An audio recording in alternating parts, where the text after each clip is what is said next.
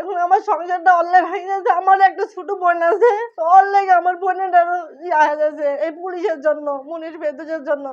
আমার বোনকে ছেড়ে দিতে চাইছে আমার বোনের স্বামী। এই টাকার লেগে 30,000 টাকা লেগে খালি এরকম হচ্ছে। স্যার আমার বিটার মুখটা আমি দেখতে পাচ্ছি অধ্যক্ষে।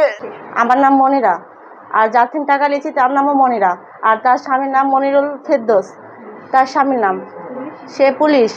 সে বলেছে যে টাকা তোরা লিজা, 1,20,000 টাকা আমরা লিয়েছি। লিয়ার পরে এখন ওই আমাদের হুমকি দিচ্ছে 16 লাখ টাকা মামলা দিবে, 15 লাখ টাকার মামলা দিবে। এইসব হইতে স্যার আমার স্বামী আমাকে আমার বাড়ি তুলছে না।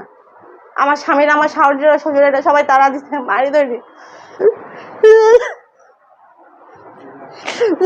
আমার বাবাকে হেনস্থা করছে, আমার বাবার নামে মামলা দিতে আছে, সব কথা চাইছে। এখন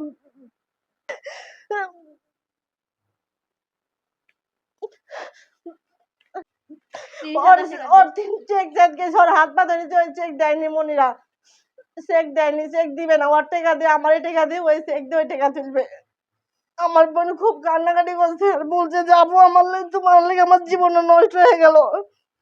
আমি 1,20,000 টাকা নিয়েছি, আর এখন লাভে 15,000 16,000 করে বলছে। আজকে আমার বাড়িতে বিচার বসেছে, ওই বিচারে এখন মোবাইল কেড়েছে ওর কাছে। ওই তখন বলছে যে 15 লাখ টাকা নিয়েছে আমার তিনই।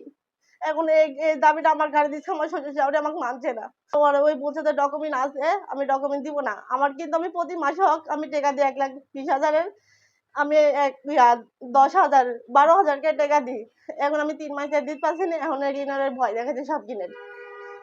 তো আমার দাবি আমার বোনের স্বামী চেক, আমার চেক, আমার বাবার চেক, আমার খালারের চেকটা আমি চাই। আমার টাকা আমি ওই 1,20,000 টাকা দিয়ে ওই টাকাটা আমার চেক কিনে দিতে হবে, কিন্তু ওই রাজি হয়েছে না চেক দেওয়ার লেগে। ওই পুলিশের ভয় দেখাই দিয়ে আমরাও ধরেন আর যেতে পারি না। আমরা গরিব মানুষ, আমরা কি করে পুলিশের কাছে যাবো, কি পুলিশ সাহায্য যাবো বলেন? এই সাহায্যটা আমাদের কেউ করে না, তাই আপনাদের কাছে আমি এসেছি। পুলিশ মনিরুল ফেরদৌস ও তার স্ত্রী মনিরা বেগম আমাদের চরম ভয়ভীতু দেখিয়ে ঢাকায় নিয়ে যায়। বলে আমাদের লোক আছে, সেখানে গেলে আমাদের ইন্ডিয়ায় নিয়ে কিডনি বিক্রি করে টাকা উসুল করা হবে। আমরা সরল ও অসহায় নারী এই মিথ্যা দেনার দায় ও তাদের হুমকির মুখে সম্পূর্ণ নিরাপয় ও আতঙ্কিত হয়ে তাদের কথা মতো ঢাকা যেতে বাধ্য হই। সেখানে পৌঁছার পর আমরা দালালের হাতে পড়ি। সেখানকার সদস্যরা আমাদের কিডনি নেওয়ার উদ্দেশ্যে ভারতে পাচার করার সমস্ত প্রক্রিয়া ও কাগজপত্র তৈরির কাজ শুরু করে। আমরা পরে জানতে পারি ঢাকায় থাকাকালীন ওই মানব পাচার ও দালাল চক্রের সাথে এই সুদখোর দম্পতি পুলিশ মনিরুল ফেরদৌস এবং তার স্ত্রী মনিরা বেগমের হাত আছে। এই সুদ দম্পতির বাসা রাজশাহী রাজপাড়া থানার লক্ষ্মীপুর কাঁচাবাজার এলাকায়। পুলিশ কোথায় ডিউটি করে, কোন থানাতে আছে? মতিহার থানাতে। কি পদে আছে? এসআই বলে, আমরা ঠিক সেটা নির্দিষ্টভাবে বলতে পারবো না। আপনাদের সঙ্গে কিডনির দাম দেওয়া হয়েছিল? 12 লাখ টাকা দিচ্ছে। এবং কিভাবে দিতে চেয়েছিল একটু জানাবেন। এটা কলকাতাতে যাওয়ার পরে দিবে 4 লাখ, আর অপারেশন হওয়ার 4 দিন আগে দিবে 6 লাখ। মৌখিক, কোনো লিখিত নাই। এইদিকে আমাদের অনুপস্থিতিতে রাজশাহীতে আমাদের পরিবারের লোকজন যখন চারিদিকে খোঁজ খবর ও দৌড়ঝাঁপ শুরু করে, তখন ফেঁসে যাওয়ার ভয়ে ওই সুদখোর পুলিশ দম্পতি আতঙ্কিত হয়ে তড়িঘড়ি করে দালালের মাধ্যমে আমাদের ঢাকা থেকে আবার রাজশাহীতে ফেরত নিয়ে আসে। প্রতিনিয়ত আমাদের মিথ্যা মামলায় ফাঁসিয়ে জেলে পাঠানোর এবং প্রাণ নাশের হুমকি দেওয়া হচ্ছে।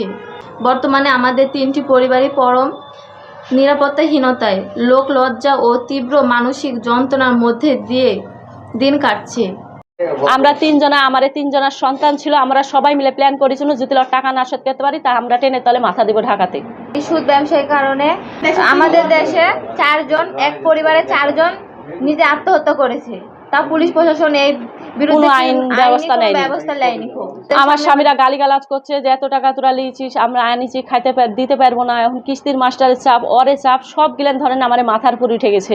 কিস্তির মাস্টার বলছে টাকা না দিলে বাড়ির থেকে যাবো না, সন্ধে লেগে যায়, তাও বাড়ির থেকে যাই না।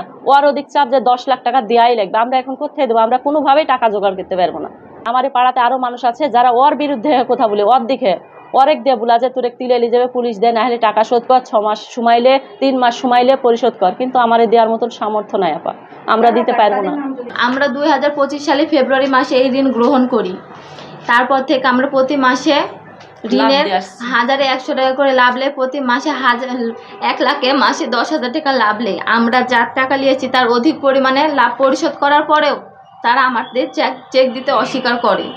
ফাঁকা স্ট্যাম্প দিয়েছি, এখন বলছে ওই ফাঁকা স্ট্যাম্পে ওরা আমরা হলো সব 1 লক্ষ করে 1.5 লক্ষ টাকা নিয়েছি, আরও 15 লক্ষ 16 লক্ষ 8 লক্ষ 10 লক্ষ টাকা দিচ্ছে। আমাদের দেওয়ার মতো অত টাকা দেওয়ার মতো আমাদের সামর্থ্য নেই। আমরা এই প্রশ্ন করেছি, তখন বলেছে ওগুলো আমরা সুদ ভাবে নিয়েছি, ওগুলো কিস্তি নিইনি, কোনো টাকা পরিশোধ হয়নি, ওগুলো শুধু সুদ। মনিরা সবসময় আমাদেরকে হুমকি দেয়, তার স্বামী পুলিশ, তার হাতে যত ক্ষমতা সব তার হাতে। ওই পুলিশ সুদখোর মনিরুল ফেরদৌস এবং তার স্ত্রীকে কঠোর ও কঠোরতম শাস্তি দেওয়া হোক এবং আমাদের ফাঁকা চেকগুলোকে উদ্ধার করে দিয়ে আমাদেরকে ঋণ মুক্ত করুক। তো আমাকে মনির হোসেন যায় হুমকি দিছে যে তোকে তুলে নিয়ে যা আর ইয়া করবো, টাঙ্গা তোকে মারবো, তো সাহস কত বড়, তুই আমার টাকা আটকা থেছি, সে কিনা আমাকে হুমকি দেয়। মানে পুলিশ সদস্য মনির হোসেন দিয়েছে, আমার বাবাকে হুমকি দিতে তোর বাবার নামে 5 লাখ টাকা ইয়া করবো, তোর স্বামীর নামে 16 লাখ টাকা করবো, এরকম করে প্রচুর হুমকি দিয়েছে। আমরা গরিব মানুষ, আমাদের বাপের 1 কাঠা বাড়ির ভিটে, আমরা এত টাকা কোথায় টাকা দিব বলেন? এখন শুনছি যে শুধু ওর নামে করছে, আর আমার স্বামীর নামে 16 লাখ টাকার মামলা করতে চাইছে, আর আমার স্বামীর নামে 8 লাখ টাকা। বাবা থানার পুলিশ বলছে 3 দিন পর আসেন জিটি করতে, 3 দিন পর আমরা আজ হারা গেছি, আমার 3 দিন পর খুঁজে বের করবে, মরার পরে পুলিশ। আমরা সরকারের উদ্দেশ্যে আমরা সাহায্য চাচ্ছি, আমার যেন এই ঋণ থেকে মুক্ত করে, আর এই চেকের পাতাগুলো যেন আমার উদ্ধার করে, আর ওনার বিরুদ্ধে, এই পুলিশের বিরুদ্ধে আর ওনার বইয়ের বিরুদ্ধে আমরা কঠোর শাস্তি দাবি করছি।